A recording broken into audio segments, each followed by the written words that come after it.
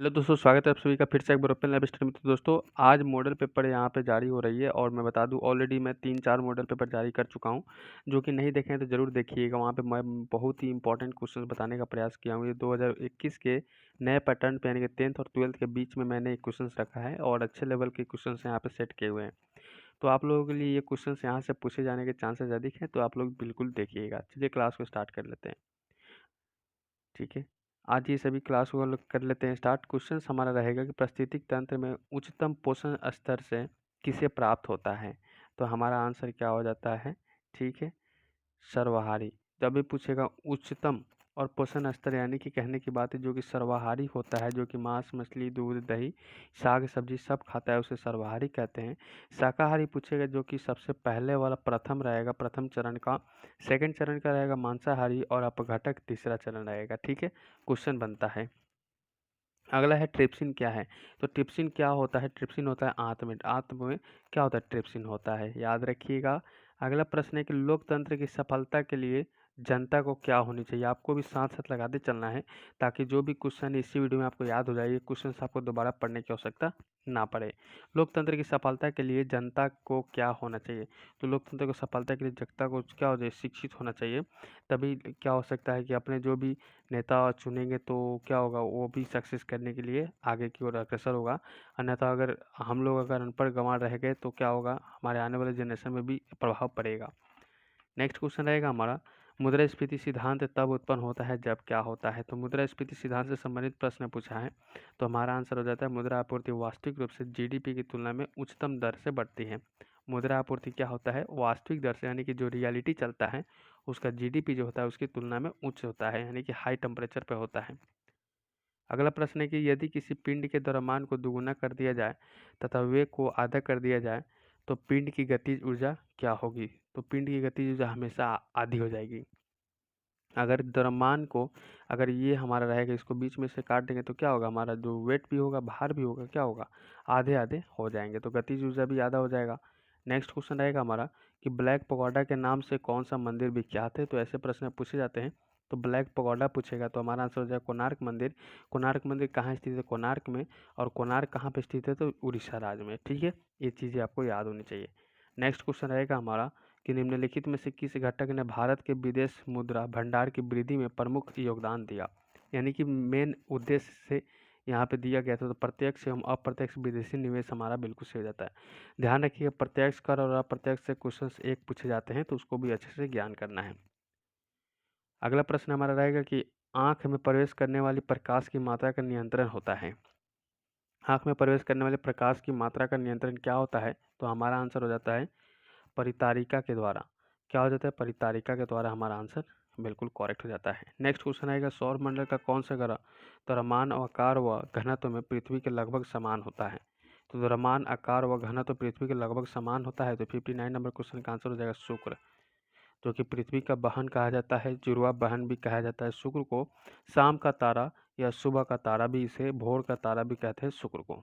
ठीक है, याद रखिए इसका एक भी उपग्रह नहीं होता है, जो कि बुध और शुक्र का होता है। ठीक है, नेक्स्ट क्वेश्चन रहेगा हमारा, धर्म परिवर्तन के बावजूद हिंदुओं की अपनी पैतृक समिति से हिस्सा दिलाने का कानून किस गवर्नर जनरल के शासनकाल में पारित हुआ था।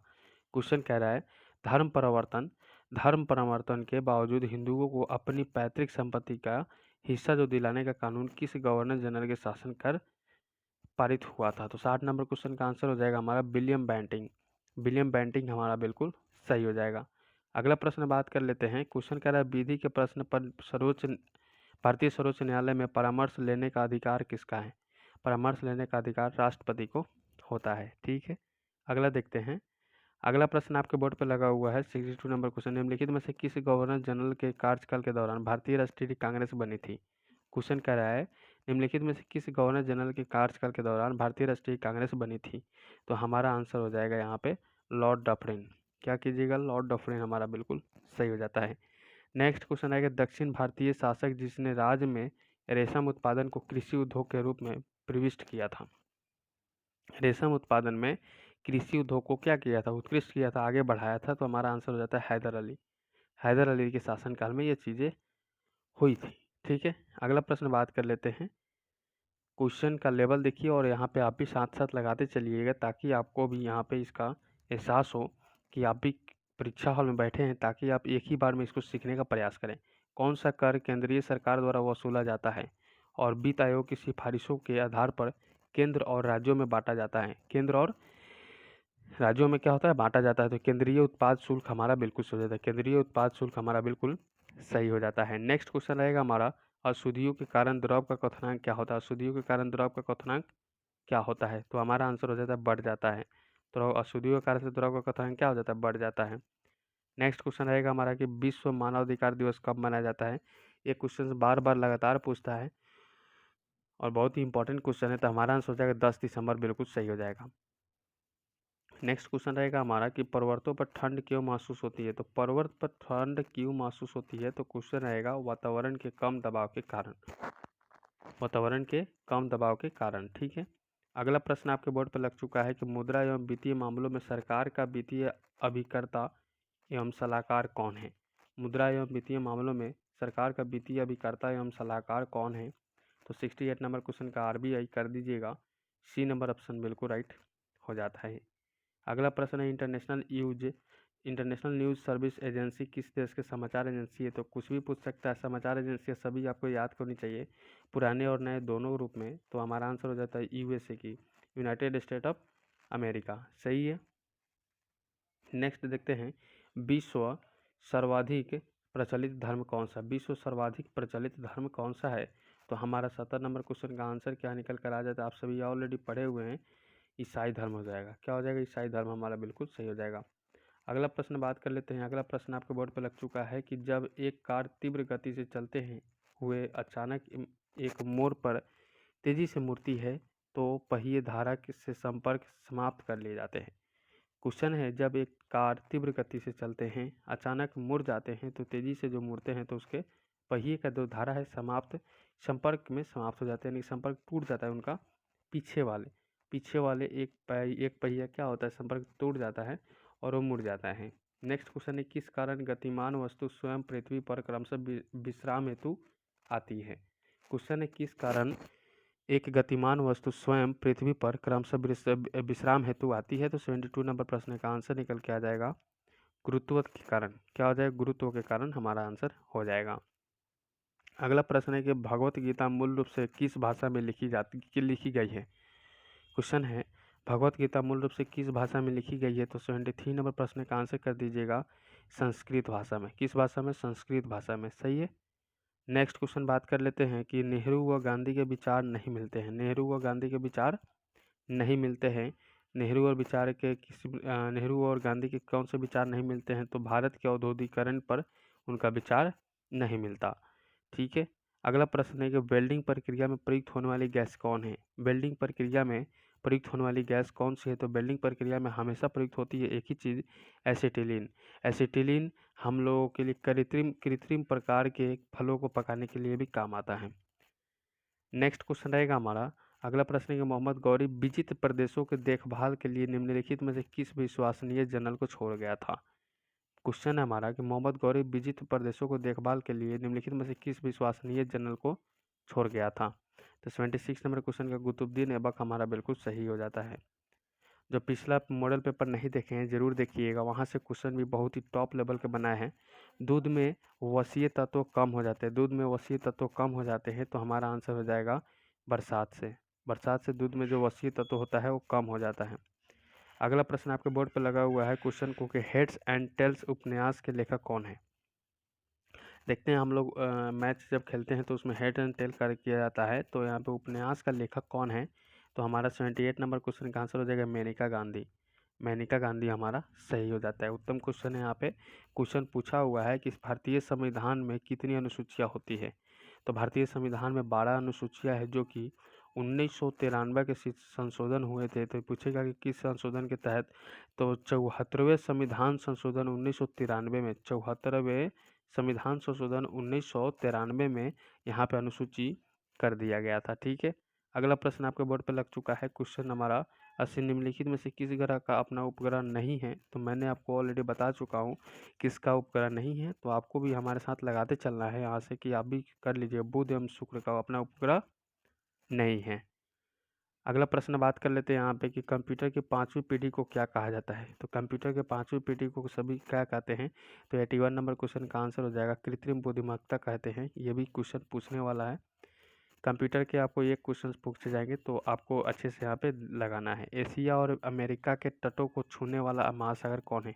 एशिया और अमेरिका को छूने वाला प्रशांत महासागर हो जाता है। अगला प्रश्न पे बात कर लेते हैं। यहाँ पे क्वेश्चन कर रहा है एक फंक्शन सेल का रिटर्न एड्रेस किसमें संग्रहित है। एक फंक्शन सेल का रिटर्न एड्रेस किसमें संग्रहित हो, तो 83 नंबर क्वेश्चन का आंसर हो जाएगा हमारा बी, स्टैक में। किसमें, स्टैक हमारा बिल्कुल सही हो जाएगा। नेक्स्ट क्वेश्चन रहेगा हमारा बैटन कप किस खेल से संबंध रखता है। बैटन कप किस खेल से संबंध रखता है, तो बैटन कप हमेशा हॉकी से संबंध रखता है। किससे, हॉकी से संबंध रखता है बैटन कप। तो क्रिकेट से संबंधित या आपको स्पोर्ट्स से संबंधित क्वेश्चन हमेशा याद होनी चाहिए। यहाँ से क्वेश्चन बनते हैं, यहाँ से क्वेश्चन दो प्रकार के बनते हैं। एक आपको प्रीवियस ईयर के क्वेश्चन से निकाल कर दे सकते हैं या आपको करंट के माध्यम से भी पूछ सकता है। सूचना प्रौद्योगिकी इंफॉर्मेशन टेक्नोलॉजी जिसको आईटी कहते हैं में HTML का तात्पर्य क्या होता है। HTML का तात्पर्य क्या है, तो सर्वप्रथम इसको एक ही लाइन में समझ जाइए कि HTML का यह फुल फॉर्म पूछना चाह रहा है। हाइपर टेक्स्ट मार्कअप लैंग्वेज हमारा बिल्कुल सही हो जाएगा। हाइपर टेक्स्ट मार्कअप लैंग्वेज हो जाएगा। अगला प्रश्न आपके बोर्ड पर लग चुका है कि लेप्चा निम्न में से किस राज्य के प्राचीन निवासी है। लेप्चा निम्न से किस राज्य का प्राचीन निवासी है, किस राज्य का जनजाति है, यह भी पूछ सकता है क्वेश्चन। ज़्यादातर जनजाति रखा जाता है। सिक्किम हमारा बिल्कुल सही हो जाएगा। अगला बात कर लेते हैं क्वेश्चन के अंदर लॉकटक झील किस राज्य में स्थित है। झील से संबंधित जरूर याद कीजिएगा, बहुत ही सुंदर यहाँ पे क्वेश्चन बनता है। तो हमारा आंसर हो जाएगा मणिपुर। मणिपुर लॉकटक झील का राज्य के स्थित है। नेक्स्ट क्वेश्चन है कि भारत स्थित है किस यहाँ पे देशांतर अक्षांश में। क्वेश्चन ये बनता है तो हमारा आंसर हो जाएगा 8 डिग्री 4 मिनट से 37 डिग्री 6 मिनट उत्तरी अक्षांश में स्थित है। सही है, बहुत ही सुंदर। नेक्स्ट क्वेश्चन रहेगा हमारा कि निम्न में से किस राजवंश जिसकी स्थापना पुष्यमित्र ने 185 ईसा पूर्व के आसपास की थी, मौर्य साम्राज्य का स्थान लिया था। किसका स्थान लिया था, मौर्य साम्राज्य का। तो 185 ईसा पूर्व की बात कही जा रही है, तो हमारा आंसर हो जाता है शुंग वंश। शुंग वंश, यहाँ पे याद रखिए बृहद का सेनापति पुष्यमित्र शुंग ने बृहद का सेनापति पुष्यमित्र सिंह ने मौर्य वंश के अंतिम शासक बृहद की हत्या कर 184 ईसा पूर्व में शुंग वंश की स्थापना की। और शुंग वंश ब्राह्मण भारद्वाज गोत्र की यहाँ पे क्या होता है, स्वशासन संस्थाओं की यहाँ पे गोत्र रखी और इन्होंने ही अपनी राजधानी विदिशा में बनाई थी। विदिशा में अपनी राजधानी बनाई थी। तो यहाँ से इतनी क्वेश्चंस निकली। अगला प्रश्न यहाँ पे कि 1809 ईस्वी याद रखिए जरूर, इनमें से कौन सी संधि अंग्रेजों एवं सिखों के बीच में हुई थी, जो कि कई पुरखों की चली थी, जिसमें रंजीत सिंह का क्षेत्र सतलज के किनारे तथा मानस एवं सुरक्षित छोड़ा गया था। तो 90 नंबर क्वेश्चन का आंसर बहुत ही सुंदर आएगा सभी की स्क्रीन से कि अमृतसर की संधि हो जाएगा। अमृतसर में ही क्या हुआ था, तो जलियांवाला बाग हत्याकांड हुआ था, जो कि 13 अप्रैल 1919 में हुआ था, जिसमें जनरल डायर के आदेशानुसार ये सारे काम हुए थे। तो ये भी आपको याद होनी चाहिए। नेक्स्ट क्वेश्चन है नंदवंश का अंतिम शासक कौन था। कभी कभी इतना इजी क्वेश्चन पूछ देगा कि आप भी हैरान हो जाइएगा, तो घनानंद हो जाता है। अगला प्रश्न हमारा रहेगा आप सभी के बोर्ड पे यहाँ पे कि प्रथम बौद्ध संगति का आयोजन किसके शासनकाल में हुआ था। तो प्रथम बौद्ध संगति का आयोजन आपसे प्रथम द्वितीय तृतीय तीनों पूछ सकता है। तो यहाँ पे याद रखिएगा अजातशत्रु के शासनकाल में। अजातशत्रु कौन था, तो बिंबिसार का पुत्र था अजातशत्रु। नेक्स्ट क्वेश्चन रहेगा हमारा कि प्रथम बौद्ध संगति का आयोजन कहाँ हुआ था, तो किसने किया था, तो किसके शासनकाल में हुआ था। तो यहाँ पे पता चल गया अजातशत्रु के, जो बिंबिसार का पुत्र था। अब यहाँ पे बात कर लेते बौद्ध संगति जो आयोजन हुआ तो कहाँ हुआ था, तो और भी प्रथम की बात की जा रही है, तो हमारा राजगीर हो जाएगा बिहार में। ठीक है, राजब्रिज देगा तो आप घबराइएगा नहीं, आंसर सेम रहेगा। बिहार प्रांतीय कांग्रेस कमेटी के प्रथम अध्यक्ष कौन थे। बिहार प्रांतीय कांग्रेस कमेटी के प्रथम अध्यक्ष कौन थे, तो 94 नंबर क्वेश्चन का आंसर कीजिएगा नवाब सरफराज हुसैन खां। नवाब सरफराज हुसैन खां हमारा बिल्कुल सही हो जाएगा। अगला प्रश्न आपके बोर्ड पर लग चुका है कि बिहार हेराल्ड के संपादक थे। बिहार हेराल्ड के संपादक थे, हमारा आंसर हो जाएगा गुरु प्रसाद सेन। कौन हो जाएगा, गुरु प्रसाद सेन हो जाएगा। अगला प्रश्न बात कर लेते हैं बिहार की जलवायु कैसी है। बिहार की जलवायु कैसी है, तो संशोधित महाद्वीपीय जलवायु स्थित है। संशोधित महाद्वीपीय जलवायु हो जाता है। अगला प्रश्न आपके बोर्ड पे लग चुका है क्वेश्चन को यहाँ पे कि बिहार में सर्वाधिक वर्षा किस क्षेत्र में होती है। बिहार में सर्वाधिक वर्षा किस क्षेत्र में होती है, तो उत्तर पूर्वी बिहार में, उत्तरी पूर्वी बिहार हमारा बिल्कुल सही हो जाता है। अगला प्रश्न है कि बिहार में पंचायती व्यवस्था है, राज व्यवस्था है, पर बिहार में पंचायती राज व्यवस्था हो जाता है तो यहाँ पे आंसर हो जाएगा त्रिस्तरीय। कौन सा हो जाएगा? त्रिस्तरीय हमारा बिल्कुल सही हो जाता है। अगला प्रश्न यहाँ पे कि निम्न में से बिहार के कौन सा शहर नगर निगम का दर्जा प्राप्त नहीं है? नगर निगम का दर्जा प्राप्त नहीं है तो 99 नंबर क्वेश्चन का आंसर क्या हो जाता है? सहरसा।